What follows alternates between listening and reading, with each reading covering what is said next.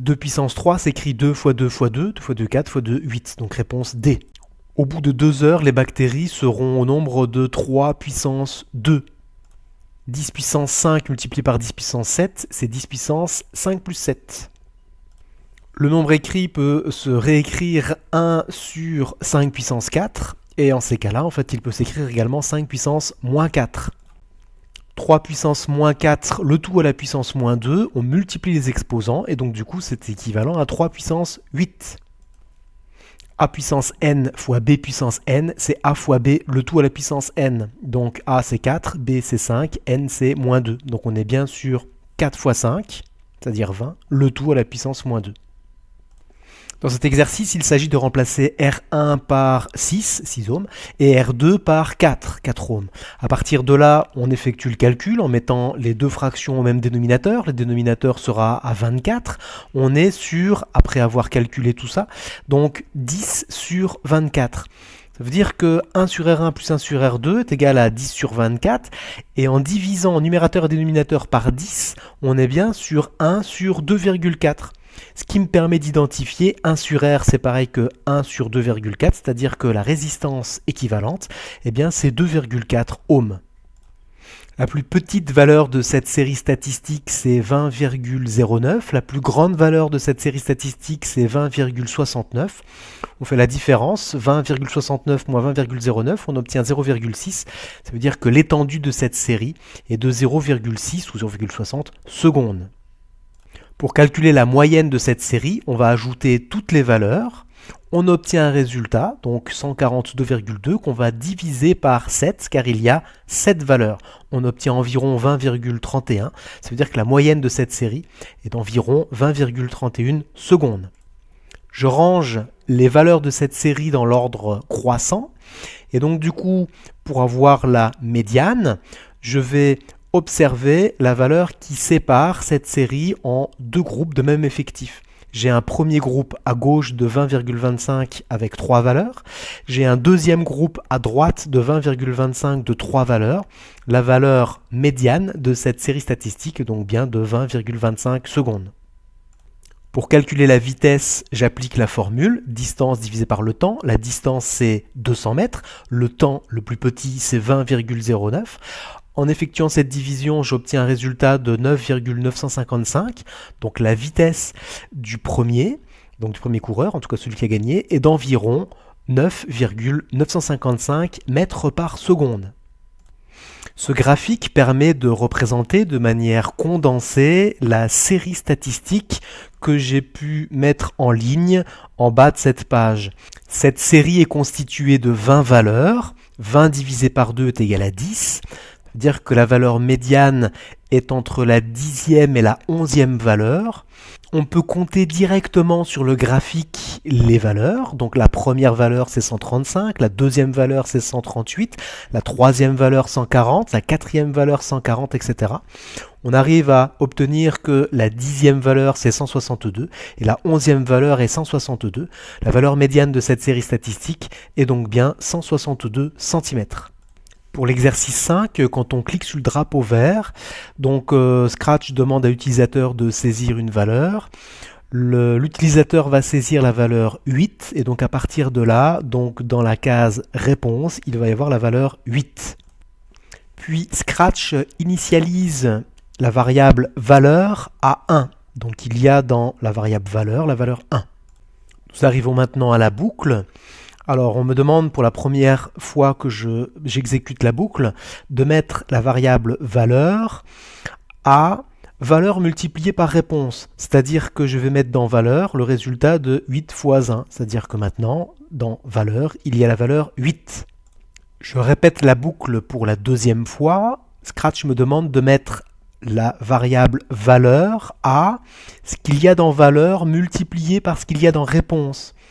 Et donc du coup, je vais mettre dans la variable valeur le résultat de 8 multiplié par 8, c'est-à-dire 64. Nous sortons de la boucle qui a été exécutée 2 fois, et Scratch va dire le résultat est, ce qu'il y a dans la variable valeur, 64. Donc le résultat est 64. Pour l'exercice 6, on nous demande d'écrire 5 puissance moins 3 sous deux formes différentes. Alors une première liée à la définition de 5 puissance moins 3, c'est 1 sur 5 puissance 3. Je rappelle que a puissance moins n, c'est 1 sur a puissance n. 5 puissance moins 3 peut également s'écrire 1 sur 125, car 5 puissance 3 est la même chose que 125. Et on peut également écrire 0,008 à la place de 5 puissance moins 3, car la calculatrice nous donne comme information que 1 divisé par 125 donne 0,008. Pour cet exercice, il est important de détailler les calculs et de respecter les priorités des opérations. Nous avons 2 puissances et pas de parenthèse. 3 puissance 2, je vais remplacer sur la deuxième ligne par 9. Nous avons 2 puissance 3 que je vais remplacer sur la deuxième ligne par 8. Je me retrouve sur la deuxième ligne avec une multiplication, une addition, une division. Donc multiplication et division sont prioritaires. Donc ce qui fait que la troisième ligne, je me retrouve avec, à la place de moins 5 fois 9, moins 45. Et à la place de 4 divisé par 8, eh bien, je me retrouve avec du 0,5. Dernière ligne, donc moins 44,5. Cet exercice mobilise des connaissances sur le théorème de Pythagore. Il faut bien repérer un triangle rectangle, qui est le triangle DPN, rectangle en N. Dans la rédaction, il faut bien dire, on sait que le triangle DNP est rectangle en N. Il faut également désigner l'outil utilisé, c'est-à-dire, d'après le théorème de Pythagore, on a. Et là, il faut repérer dans ce triangle rectangle l'hypoténuse. L'hypoténuse, c'est le côté DP. Et non pas un autre côté. Donc une fois qu'on a repéré l'hypoténuse, on écrit l'égalité de Pythagore, c'est-à-dire dp carré est égal à dn carré plus np carré. Deuxième étape, on remplace les valeurs qu'on connaît. dp, on sait que c'est 4,2, on sait que dn, c'est 4. Donc on se retrouve avec la ligne 4,2 au carré est égal à 4 au carré plus np carré. On calcule ce qu'on peut calculer, c'est-à-dire 4,2 au carré, c'est 17,64. 4 au carré, c'est 16. Donc 17,64 est égal à 16 plus np carré. L'étape du dessous, on fait une soustraction. Donc c'est np carré est égal à 17,64 moins 16. np carré donc est égal à 1,64. Et donc pour avoir np, il suffit de faire racine carrée de 1,64. Cette valeur ne tombe pas juste. On est sur à peu près, en utilisant la calculatrice, np est égal à 1,28. La hauteur du mur est donc d'environ 1,28 mètres. Pour cet exercice, la vérification avec le papier calque était tout à fait possible. On décalque le marteau avec le papier calque. On repère bien donc le centre de la rotation, on repère bien le sens de la rotation et on repère bien également l'angle. Alors l'angle est toujours de 90 degrés, donc là le centre c'est le point A. Je fais pivoter dans le sens des aiguilles d'une montre de 90 degrés et j'obtiens bien la figure de droite. À partir du marteau, donc le centre c'est maintenant le point B. Je fais pivoter dans le sens inverse des aiguilles d'une montre et j'obtiens bien le marteau en fait qui est en haut à gauche. Donc la vérification avec le papier calque était tout à fait possible. Pour cet exercice, on va expliquer sous la forme d'un tableau ce qui se passe en termes de nombre de bactéries. Alors au début, ensuite au bout d'une heure, au bout de 2 heures, au bout de 3 heures. J'ai présenté les résultats sous forme numérique classique, ça c'est la colonne du milieu, et la colonne de droite, c'est sous forme d'exposants, c'est-à-dire 3 exposant quelque chose. Et on se rend bien compte que 3 heures, c'est le nombre de bactéries correspond à 3 puissance 3. J'ai mis des petits pointillés pour expliquer que à partir de 24 heures, ça correspond à 3 puissance 24. La difficulté consiste à traduire ce 3 puissance 24 en un nombre entier.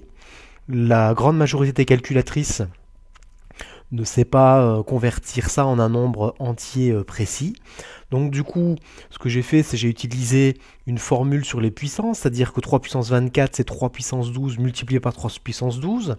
La calculatrice me donne 3 puissance 12 est égal à 531 441. Donc j'ai effectué à la main 531 441 multiplié par 531 441. Donc comme en sixième, et à partir de là, j'obtiens la valeur précise. Alors on est sur 282 milliards 429 millions 536 431 bactéries au bout de 24 heures, alors qu'au départ il n'y en avait qu'une seule. Pour cette tâche complexe, il faut expliquer, présenter les calculs, ne pas hésiter à à oui, bien tout détailler en fait la démarche.